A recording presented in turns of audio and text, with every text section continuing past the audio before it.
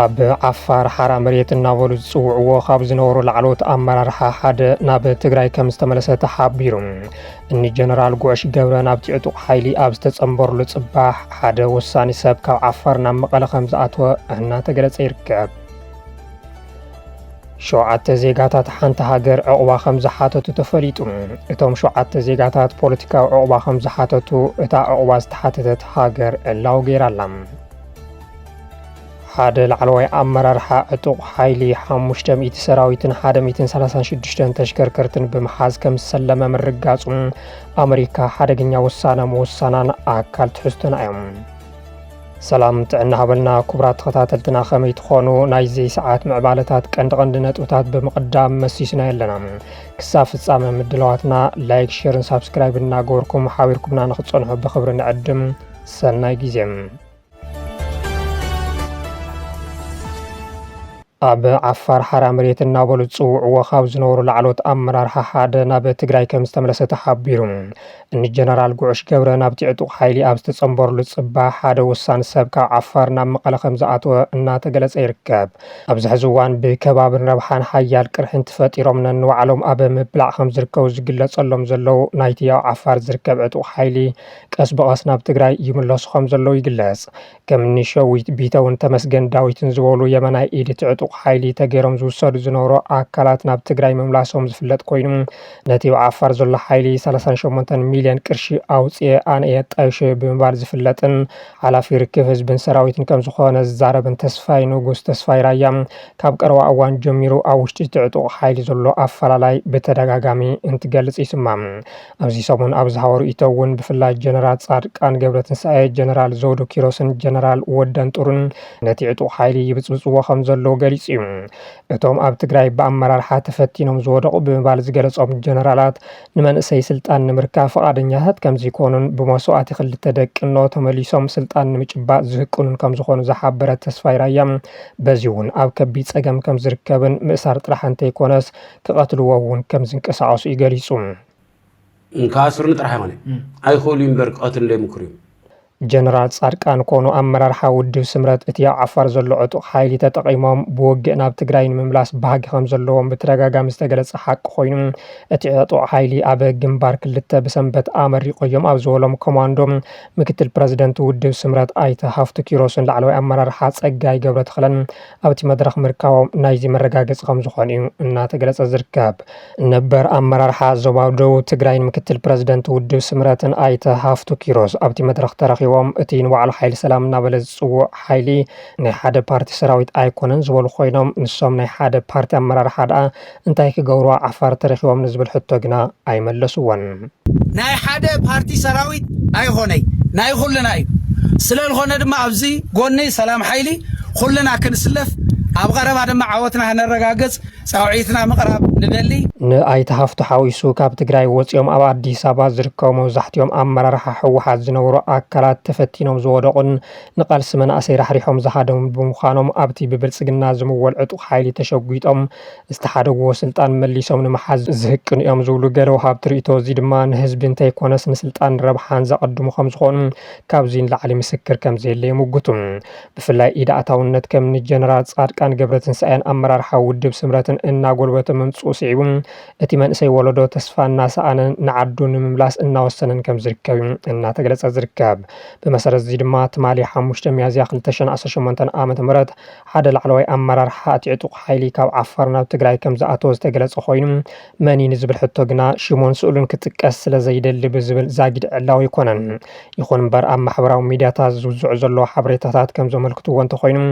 ጀነራል ገብረዝጋቢሄር በየነ ወይ ድማ ወዳን ጡር ወይ ከዓ ተስፋይ ንጉስ ወይ ድማ ተስፋይ ራያ ክኾኑ ከም ዝኽእሉ እዩ። ተስፋይ ራያ ኣነ ከቢድ ግፍዕን ስቃይን እዩ ዝበፅሐኒ ዘሎ ምእሳር ጥራሕ እንተይኮነስ ክቐትሉኒ እውን ይደልዮም ብምባል ስጋኣታቱን ኣብ ኣደባባይ ምግላፁ ስዒቡ ናብ ትግራይ ክምለስ ግዲ ደልዩ ብምባል ብዙሓት ዝተጠራጠርዎ እንትኾኑ ሕዚ ሓደ ወሳኒ ኣመራርሓ ተመሊሱ ዝብል ሓበሬታ ምውፁ ንሱ ክኸውን ከም ዝኽእል ዝገመቶ ኣይተሰኣኑን። ገለ ሓበሬታታት ድማ ጀነራል ወደን ጡር እዩ ነቲ ቃልሲ ራሕሪሑ ናብ ትግራይ ተመሊሱ ዝብሉ ዝብል እዮም በቲ በለበቲ ግና ካብ ላዕለዎት ኣመራርሓ እቲ ኣብ ዓፋር ዘሎ ሓይሊ ናብ ትግራይ ምምላሱ ዝተረጋገፀ ኮይኑ ንምንታይ ሽሙን ምስሉን ክፅራሕ ዘይደለየን ዝብል ሕቶ ግና ምናልባት እውን ስለላ ኣቲ ክኸውን ስለ ዝኽእል ብቐረባ ክትትልን ቁፅርን ይግበረሉ ስለ ዘሎ ከም ዝኾነ ፍልፍላት ይሕብሩ እኒ ጀነራል ጉዕሽ ገብረ ጀነራል ከበደ ፍቃዱ ኮነሬል ወዳባተን ወለጋን ኣብ ውሽጢ ትግራይ ኮይኖም ንኣስታት ሓደ ዓመት ሰራዊት ትግራይ ንምፍራስን ካልኦት ልኡኽ ተባሂቦም ክሰርሑ ድሕሪ ምጽናሕ ናብ ኣዲስ ኣበባ ብምኻድ ሕዚ ምስቲ ኣብ ዓፋር ዝርከብ ዕጡቕ ሓይሊ ተጸንቢሮም ንምቅላስ ኣብ ዝወሰንሉ ጽባሕ ካብቶም ንሓደ ዓመት ሓራ መሬት እናበሉ ዓፋር ዝጸንሑ ድማ ናብ ትግራይ ምምላስ ምቕጻሎም እናተገለጸ ይርከብ። ሁሉም ጨለማ፣ ሁሉም ፀሐይ የጠለቀበት፣ ስለ ክልሉ መልካም መናገር ጥሩ ማውራት የማይቀናቸው አሰላለፋቸው ከህዝብ ጎራ ያልሆነ ጥቅመኞች ስሁት ትርክታቸው ነው። ለህዝብ የማይፈይድ የጦርነት ነጋሪት ጉሰማ መሬት ላይ ያለውን ስራ ሸፍኗል። የተለፋባቸው የተተጋባቸው ውጤቶችን ከልሏል። ህወሓት ንፕሮፓጋንዳ ስርዓት ብልጽግና መልሲ ሂቡ መንግስቲ ኢትዮጵያ ነቲ ሕዚ ዘሎ ስቃይን መከራን ህዝብና ልምዓት እንተይልዎም ጽባሕና ካብዚ ዝገደደን ዝኸፍአን ክኸውን ተሊሙ ይሰርሕ ከም ዘሎ መርኣያ እዩ ድማ ኢሉ ህወሓት ዝተኸወለ ስቃይን መከራ ህዝቢ ትግራይ እምበር ዝተኸወለ ልምዓት ኣብ ትግራይ የለን ብዝብል ኣብ ዘውፅኦ ሰሙናዊ መልእኽቲ ትግራይ ብቱሉም መንገዲ ክትዓኑ ከም ዝተገበረት ብምሕባር ቅድሚ ጆኖሳይዳዊ ኩናት ኣብ ዝነበሩ ዓመታት ዝተሃነፁ መሰረተ ልምዓትን ማሕበረ ኢኮኖሚያዊ ዓቕምታትን ትግራይ ኮነ ተባሂሎም كعنو تغير يلوم ازي كل مداوي عنوت نخحوي دحر مفرام سمم بريتوريا قلطف داغمن صد كجمر يغبا اكو انت نبرم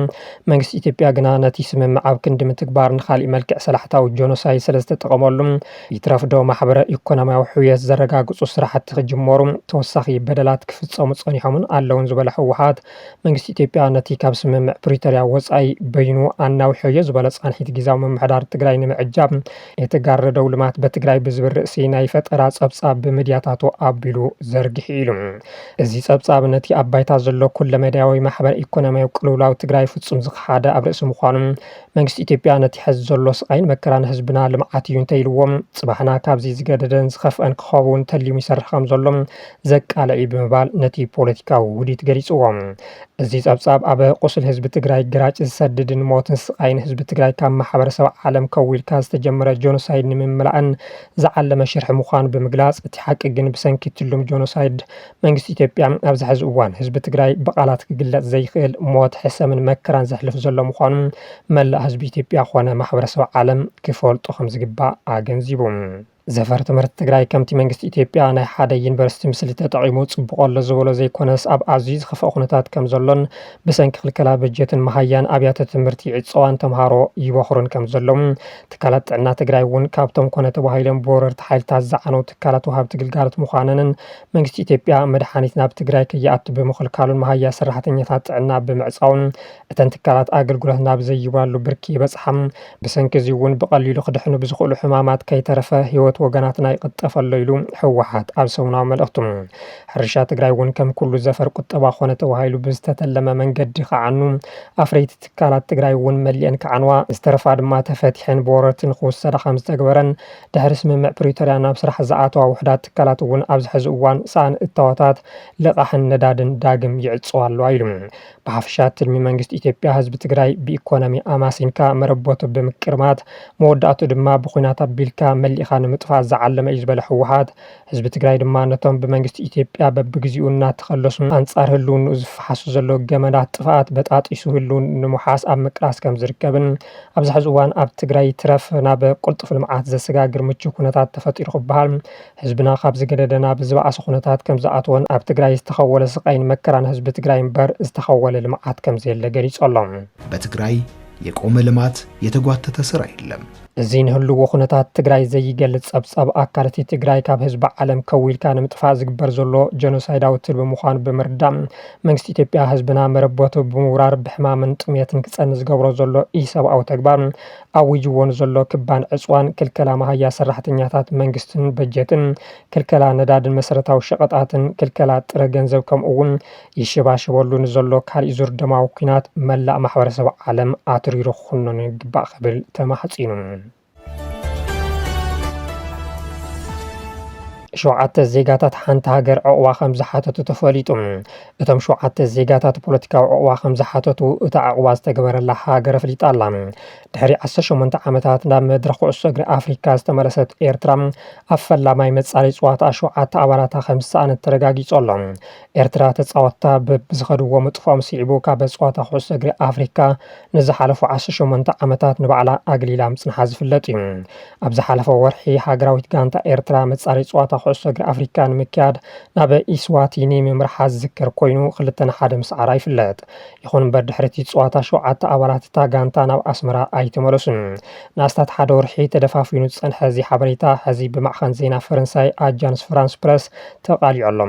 7 ኣባላት ሃገራዊ ጋንታ ኤርትራ ክሳብ ሕዚ ኣብ ኢስዋቲኒ ከም ዘለውን ዕቑባ ከም ዝሓተቱን ግልጋሎት ዜና ኣጃንስ ፍራንስ ፕረስ ንሰበስልጣን እቲ ሃገር ጠቒሱ ሓቢሩ ኣሎ ካብ ፖሊስ ዝተረኸበ ሓበሬታ ምርኩስ ዝገበረ ጸብጻብ AFP ድሕርቲ ቅድሚ 2 ሰሙን ኣብ ኢስዋቲኒ ዝተኻየደ ካልኣይ ግጥም እዮም እቶም ተጻወትቲ ብምስጢር ተሓዊኦም ኣብቲ ሃገር ዝተረፉ ኤርትራ ኣብ ሞሮኮን ኢስዋቲኒን ኣብ ዝተኻየደ ናይ 2 እግሪ ቅድመ መጻረዪ ግጥማት ናይቲ ኣብ ዝመጽእ ዓመት ኣብ ምብራቕ ኣፍሪካ ዝካየድ ውድድር ጽዋዕ ኣፍሪካ ንኢስዋቲኒ ብድምር 4-1 ረቲዓ ናብ ዝቕጽል ምድብ መጻረዪ ከም ዝሰገረት ይፍለጥ እታ ብድምሩ 24 ተጻወትቲ ሓቒፋ ዝነበረት ጋንታ ኣግማል ቀይሕ ባሕሪ ብዝብል ቅጽል ትፍለጥ ሃገራዊት ጋንታ እቶም 7 ኣባላታ ናብ ሃገሮም ከም ዘይተመለሱን ሰበስልጣን ኢስዋቲኒ 7ኦም ኣብቲ ሃገር ከም ዘለውን ዕቑባ ከም ዝሓተቱን ንኤኤፍፒ ኣረጋጊጾም ካብ ኤርትራ ዝመጹ 3 ተጻወትን 4 ሰበስልጣንን ምህላዎም ፖሊስ ፈሊጡ ኣሎ ክብሉ ምክትል ሓላፊ ፖሊስ ህዝባዊ ርክባት እቲ ሃገር ናሲፎኖምን ጉኒ ንኤኤፍፒ ምግላጾም ቢቢሲ ጸውጺቡ ኣሎ ኣቐዲሙ ዝተረኸበ ሓበሬታ 7ኦም ተጻወቲ ምዃኖም ዝገልጽ እኳ እንተኾነ ፖሊስ ብዝሃቦ ሓበሬታ ግና እቶም 4 ከመ ሰበስልጣን እዮም ተመዝጊቦም ከይዶም ነዚ ዘነጽር ወግዓዊ ሓበሬታ እኳ እንተዘይሃለዎም ኣብቲ ፖሊስ ኢዶም ዝሃብሉ መዝገብ ዘቕረብዎ መንነት ዝተመርኮሰ ምዃኑ ግን ይግመት ሓድሽ ኣሰልጣኒ እቲ ሃገራዊት ጋንታ ግብፃዊ ኩሓ ሃሽም ያኪን ግን 7 ተጻወትቲ ናብ ኤርትራ ከይተመለሱ ምትራፎም ኣረጋጊጾም ሓደ ሽሙ ክግለጽ ዘይደለየ በዓል ስልጣን ቤት ጽሕፈት ኮሚሽን ስደተኛታት እቲ ሃገር ካብ 7 ኤርትራውያን ዜጋታት ብጽሑፍ ዝቐረበ መመልከት ሕቶ ዕቑባ ከም ዝወጽኡ ሓቢሩ ሓደ በዓል ስልጣን ማሕበር ኩዕሶ እግሪ ኢስዋቲኒ ድማ እቶም 7 ኤርትራውያን ካብ ርእሰ ከተማ ምባባነ ውፅኢሉ ኣስታት 15 ኪሎ ሜትር ርሒቑ ኣብ ዝርከብ ሉባምባ ማእኸል ስፖርት ኣዕሪፎም ከም ዝነበሩ ሓቢሩ ገሊኦም ድማ ብኣዝማዶም ተሓጊዞም ሕቶ ዕቑባ ከም ዘቕረቡ እቶም ሰበስልጣን ይገልጹ ኣብ ኤርትራ ብሰንኪ ዘሎ ፖለቲካውን ቁጠባውን ኩነታት ደረት ምንቅስቃስን ውሱን ዕድላትን ብዝኾነ ይኹን መንገዲ ካብቲ ሃገር ንክገሹ ዕድል ዝረኸቡ ዜጋታት መብዛሕትኦም ከም ዘይምለሱ ዝፍለጥ እዩ ኣብ ዝሓለፉ 20 ዓመታት ተጻወትቲ ኣሰልጠንትን ሰበስልጣንን ዝርከብዎም ኣስታት 80 ኣብ ዝተፈላለዩ ዓውዲ ዝነጥፉ ኤርትራውያን ካብቲ ሃገር ወፂኦም ዕቑባ ከም ዝሓተቱ ገምጋም ሕቡራት ሃገራት የመልክት ሰንኪ እዚ ድማ እቲ ሃገር ብደረጃ ሃገራዊ ጋንታ ይኹን ክለባት ካብ ኣህጉራዊ ውድድራት ንዓመታት ርሒቓ ጸኒሓ ለም ዘመን ግና ድሕሪ 18 ዓመታት ንምስታፍ ብምውሳን መጻረዪ ፀዋታ ሃይላ ኣብ ዝጀመረትሉ 7 ኣባላታ ከም ዝሰኣነት እናተገለጸ ይርከብ ሓደ ላዕለዋይ ኣመራርሓ ዕጡቕ ሓይሊ 500 ሰራዊትን 136 ተሽከርከርትን ብምሓዝ ከም ዝሰለመ ተረጋጊጹ ሜጀር ጀነራል ኣልኑር ኣሕመድ ልዕሊ 500 ሰራዊት ሒዙ ናብ ሰራዊት ሱዳን ከም ዝተጸንበረ ተረጋጊጹ ኣሎ እቲ ላዕለዋይ ኣመራርሓ ወሃቢ ህጹጽ ደገፍ ሱዳን ልዕሊ 136 ወተሃደራዊ ተሽከርከርቲ ምስ ኣጽዋራን ሒዙ ንሰራዊት ሱዳን ኢዱ ከም ዝሃበ እዩ ዝግለጽ ዘሎ ኣልኑር ጉባ ተባሂሉ ዝፍለጥ ኣዛዚ ሓይልታት ቅልጡፍ ደገፍ RSF ኣልኑር ኣሕመድ ኣደም ብሰንበት ንሰራዊት ሱዳን ኢዱ ከም ዝሃበ ኣብ ናይ ትማሊ ዜናና ምጽብጻብና ዝክር እዩ ሚድያታት ሱዳን ከም ዝሓበሮም እቲ ናይ ሜጀር ጀነራል ማዕርግ ዝሓዘ ኣልኑር ጉባ ኣብ ዕጡቕ ሓይሊ ዳዕመል ሰሪዕ ዝተፈጠረ ውሽጣዊ ምትፍናን ስዒቡ ናብ ሰራዊት ሱዳን ንኽጽንበር ከም ዝወሰነን እቲ ወጥሪ ኣቡን ሾክ ወተሃደራዊ ኣዛዚ ሰሜን ዳርፉር ክኸውን ድሕሪ ምሕራይ ምዃኑ ጸብጻባት የመልክቱ ኣልኑር ጉባ ቅድሚ ሕዚ ንተንቀሳቓሲ ሓይሊ ዋልታ ሰላም ይመርሕ ከም ዝነበረ ዝሕብሩ ፍልፍላት እቲ ኣሃዱ ድሕሪ ምውፃእ ልኡኽ ዓቃቢ ሰላም ሕቡራት ሃገራትን ሕብረት ኣውሮፓን ኣብ ዳርፉር ሲቪላዊ ሓለዋ ንምሃብ ኣብ ወርሒ ጥሪ 2021 ዝተጣየሸት እያ ነይራ ጉባ 136 ሙሉእ ዕጥቂ ዘለዎን ናይ ወግእ መኻይን ሒዙ ኣብ ሰራዊት ሱዳን ዝተጸንበረ እንትትከውን እዚ ድማ ንሞራልን ታክቲካዊ ሚዛንን ናይቲ ንኡስ ወተሃደራዊ ሓይሊ ኣዝዩ ዝዘርግ መሪር ጽፊት ብምባል እናተገለጸ ይርከብ እዚ ከምዚ ኢሉ እንከሎ 21 ጀነራላት ካብ ሰራዊትነት ተሰናቢቶም ኣሎም ላዕለዋይ ኣዛዚ ሰራዊት ሱዳን ጀነራል ዓብዱልፈታሕ አልቡርሃን ሰፊሕ ምምዕራይ ኣመራርሓ ሰራዊት የካይዱ ከም ዘለዉ እዩ ዝግለጽ ዘሎ። ኣብዚ ሓለፈ ኣዛዚ ሰራዊት ዝቐየሩ ጀነራል አልቡርሃን ሕዚ ድማ ብርኪ ዝበሉ ጀነራላት ብጡረታ ንክግለሉ ምግባሮም ተሓቢሩ። ብሰንበት ንብርኪ ዝበሉ ላዕለዎት መኮንናት ብጡረታ ብምስንባት ንኻልኦት ማዕርግ ዝሃቡ አልቡርሃን እቲ ስጉምቲ ልሙድ ምምሕዳራዊ ኣሰራርሓ ክብሉ ገሊፆምዎም። ሱዳን ትሪቡን ከም ዝፀብፀቦ ካብቶም ጡረታ ዝውፁ 21 ኣመራርሓ ሰራዊት ማዕርግ ሜጀር ጀነራል ዝሓዙ መኮንናት ከም ዝርከብዎም ተሓቢሩ እዩ። ኣሜሪካ ንወሽመጥ ባሕሪ ሆርሙዝ ምዕፃዋ ተረጋጊጹ። ፕረዚደንት ትራምፕ ኩለን ሃገራት ናይ ዓለም ዝበለፀን ዝበልዎ ነዳዲ ኣሜሪካ ንክዕድጋ ፀዊዖም። ኣሜሪካ ዝኣወጀቶ ምዕፃው መፃዊ ሆርሙዝ ትማሊ ሶኒ ኣጋምሸት ዝተጀመረ ኮይኑ ኣብቲ ከባቢ ተዋፊሩ ዘሎ ማእኸላይ እዚ ሰራዊት ኣሜሪካ ኣብ ዘውፅኦ መግለፂ ዝኾነት ካብን ናብን ወደባት ኢራን ትጓዓዝ መርከብ ንግዲ ክማርኽ ምዃኑ ጠንቂቑ። ቅድሚ ሓደ ሰሙን ዝተበፅሐ ስምምዕ ምቁራፅ ተኽሲ ዋላ እኳ ዛጊድ እንተዘይተጠሓሰ ቴህራን ንጠለባት ዋሽንግተን ብምንጻግ እቲ ፕረዚደንት ትራምፕ ቀዲሞም ዘጠንቀቐሉ ምዕፃው መፃዊ ሆርሙዝ ካብ ትማሊ ኣጋምሸት ጀሚሩ ኣብ ግብሪ ምውዓሉ እናተገለጸ ይርከብ። ብኻሊእ ወገን ተስፋ ዘተ ሰላም ጠቕሊሉ ከም ዘይቀሃመ ኢስላማባድ ኣፍሊጣ ኣላ። ኣገልግሎት ዜና ፈረንሳይ ከም ዝሓበሮ ቀዳማይ ሚኒስትር ፓኪስታን ጻዕርታቱ ይቕፅል ከም ዘሎ ተዛሪቦም ኣሎ። ምቁራፅ ተኽሲ ጸኒዑ ኣሎ። ኣብዚ እዋን እዚ ድማ ንዝተረፉ ዘይተወድኡ ጉዳያት ምፍታሕ ጻዕርታት ይካየድ ኣሎ ክብሉ ፕረዚደንት ፓኪስታን ሻህባዝ ሻሪፍ ተስፋ ሂቦም። ፕረዚደንት ትራምፕ ግና መራኸቢ ኩናት ኢራን ነቲ ናይ ምዕፃው ስጉምቲ ከተዓነቐፋን ተፈቲነን ክድምሰሳ እየን ኢሎም ኣጠንቂቖም ኣሎም። 158 መራኸቢ ኩናት ከም ዘዕነው ዝጠቐሱ ትራምፕ እተን ተሪፈን ዘለዋ ዓብዪ ስግኣት ዘይኮነ ኣናእሽቲ ፈጣናት መራኸቢ እውን ኣሰርተን ኣብ ከርሰ ምድሪ ዘለዋ ከም ዝስዕባ እዩ ኣብ ማሕበራዊ መራኸብታት ተሓንዮም። መጠንቀቕታ ዝኾነት ካብዝን መራኸብ እዚአን ናብቲ ከባቢን ተመፅአን ብዘየላጢ ክድምሰሳ እየን ልክዕ ከምቲ ንጀላቦ ኣስገርቲ ዕፃፍ ሃርሳት ዝገበርናዮም ናይ ቅትለት ስርዓት ክብሉ ትራምፕ ኣብ ትሩዝ ሶሻል ጽሒፎም። ድሮውን አብርሃም ሊንከን ዝተባሃለት መርከብ እትርከበን መራኸቢ ኩናት ኣሜሪካ ኣንፈተን ናብቲ ምፅዋው ኣቢለን ኣብ ወሽመጥ ዓረብ ክጓዓዛ ከም ዝተረኣያ ተሓቢሩ ኣሎ። ድሕርቲ ን40 መዓልታት ዝተኻየደ ኩናት ኢራን ኣሜሪካን እስራኤልን ኢራን ዝያዳ ብመንገዲ ኒኩለራዊ ዓቕሚ ዘይኮነስ እቲ ስትራቴጂካዊ ኣገዳስነት ዘለዎ መፃዊ ሆርሙዝ ኣብ ምቁፃር ዘለዋ ዓቕሚ ዘጋህደት እንትትከውን ጥመትኣ ናብቲ ንወሽመጥ ፋርስ ምስ ዓለማዊ ዕዳጋታት ዘራኸብ ፀቢብ መስመር ማይ ብምዛር ምንቅስቃስ መራኸብ ክትዘርግ ክትዓግትን ፀኒሓ እያ። እዚ ስጉምቲ እዚ ኣብ ልዕሊ ኣሜሪካን እተን ብመንገዲ እቲ መፃወ ብዝሓልፋ ዘየቋርፅ ዋሕዚ ነዳድን ጋዝን ዝምርኮሳ መሻርክታን ሃንደበታዊ ፀቕጢ ፈጢሩ እዩ። ኣባይ ብሪጣንያ ኣብቲ ጉዳይ ምስ ኣሜሪካ ከምዘይትተሓባበር ዘፍለጠት ኮይና ቻይናን ሩስያን ድማ ንውሳነ ኣሜሪካ ብዕሊ ተቃዊሞን ኣለዋ። ቱርክያ ኣብ ልዕሊ እስራኤል መጥቃዕቲ ክትፍፅም ከም ትኽእል ኣንፊታ ኣላ። ሳልሳይ ኩናት ዓለም ድምፁ የስምዕ ኣሎ ዝብሉ ተንተንቲ ይበራኸቱ ኣለዉ። ዜናታትና ኣብዚ ዛዘሙ ሰላም።